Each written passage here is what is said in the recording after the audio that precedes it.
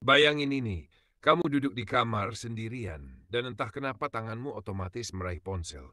Kamu mulai scroll tanpa tujuan, media sosial, berita, video pendek, sampai ke komentar-komentar random orang yang gak kamu kenal.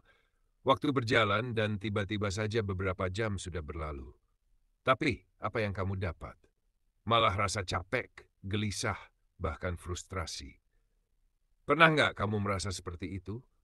Selamat datang di Konten Serasi, ruang di mana kita ngobrol santai tapi mendalam. Di sini, kita bicara bukan cuma soal apa yang terjadi di luar sana, tapi juga apa yang sering kita abaikan di dalam diri kita. Hari ini, kita akan bahas sesuatu yang kita semua alami, tapi jarang kita pikirkan secara sadar. Kelelahan mental di era overload informasi. Kehidupan di era digital, berkah atau beban. Zaman sekarang, kita hidup di dunia yang penuh dengan keajaiban teknologi. Dulu kalau mau tahu berita, kita harus baca koran pagi. Kalau mau hiburan, kita nonton TV pada waktu tertentu. Sekarang, semua informasi ada di genggaman tangan, kapan saja, di mana saja. Kedengarannya hebat, kan? Tapi masalahnya, otak kita itu bukan mesin. Kita nggak dirancang untuk memproses ribuan informasi setiap hari. Saat semua itu terus-menerus mengalir masuk, notifikasi, postingan, komentar, meme, berita viral, otak kita jadi seperti jalan tol yang macet. Dia nggak punya waktu untuk berhenti, istirahat, atau bahkan merenung. Dan tahukah kamu, platform media sosial nggak cuma hadir untuk memberikan hiburan. Mereka dirancang untuk membuat kita tetap terpaku di layar. Setiap scroll, setiap like, bahkan setiap komentar, itu semua adalah data yang berharga buat mereka. Mereka tahu semakin lama kita bertahan di sana, semakin besar keuntungan mereka. Tapi buat kita, itu artinya semakin banyak waktu, energi, dan ketenangan yang kita korbankan. Dampak overload informasi yang gak kita sadari ketika kita terus-menerus tenggelam dalam informasi, ada beberapa hal yang terjadi tanpa kita sadari. Pertama, kita kehilangan fokus. Tiba-tiba sesuatu yang sederhana seperti membaca buku atau bahkan ngobrol dengan teman jadi terasa berat.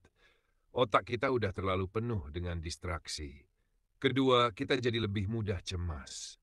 Pernah nggak kamu merasa FOMO, fear of missing out? Itu perasaan takut ketinggalan sesuatu yang sebenarnya nggak terlalu penting.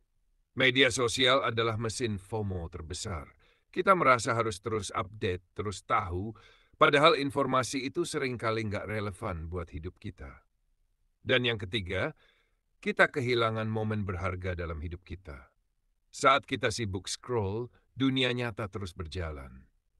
Momen kecil yang mungkin bisa membawa kebahagiaan sederhana, seperti menikmati secangkir kopi, melihat senyum orang tercinta, atau sekadar duduk diam dan merenung, jadi terlewat begitu saja.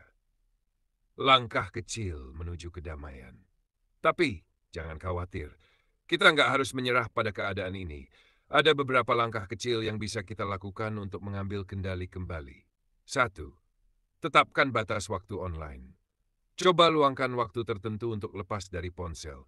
Misalnya, setelah pukul 9 malam, biarkan ponselmu diam. Nikmati waktu untuk dirimu sendiri tanpa gangguan.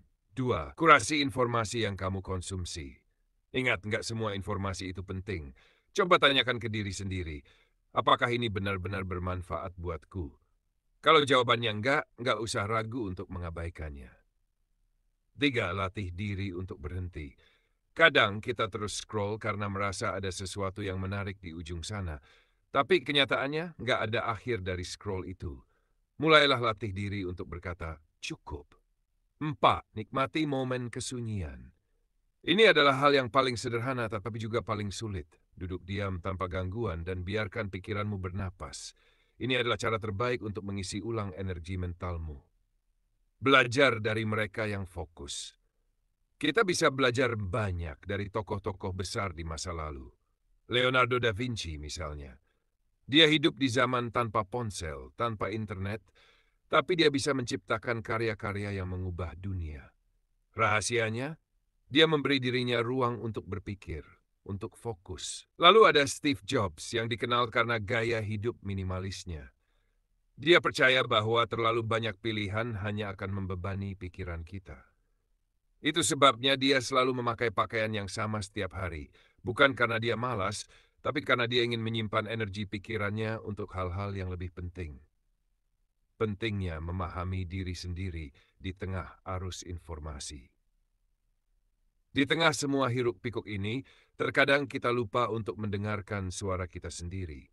Kita terjebak dalam kebisingan luar dan lupa bahwa jawaban yang kita cari ada di dalam diri kita.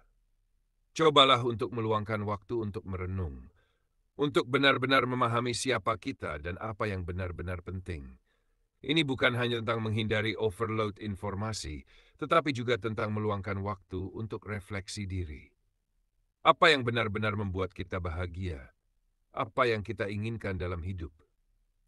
Ini adalah pertanyaan-pertanyaan yang sering kita abaikan, tapi sangat penting untuk hidup yang lebih bermakna.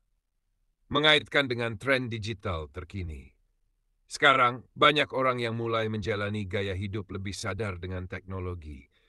Salah satunya adalah digital detox, sebuah praktik untuk mengurangi atau bahkan menghindari penggunaan teknologi untuk sementara waktu. Banyak yang melakukannya untuk menyegarkan kembali pikiran dan menemukan kembali kedamaian mental.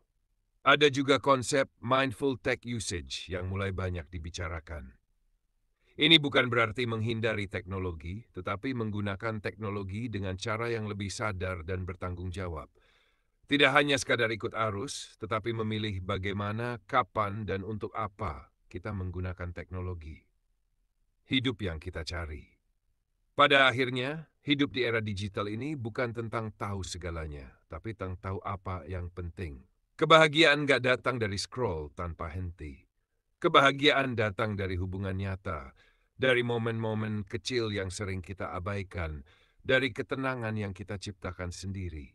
Jadi, mari kita mulai dengan bertanya, siapa yang mengontrol hidupku? Aku atau teknologi? Terima kasih sudah meluangkan waktumu di konten Serasi. Jangan lupa, di sini kita nggak cuma ngobrolin hal-hal besar. Kita juga belajar menghargai momen-momen kecil yang bikin hidup lebih bermakna. Sampai ketemu di video berikutnya.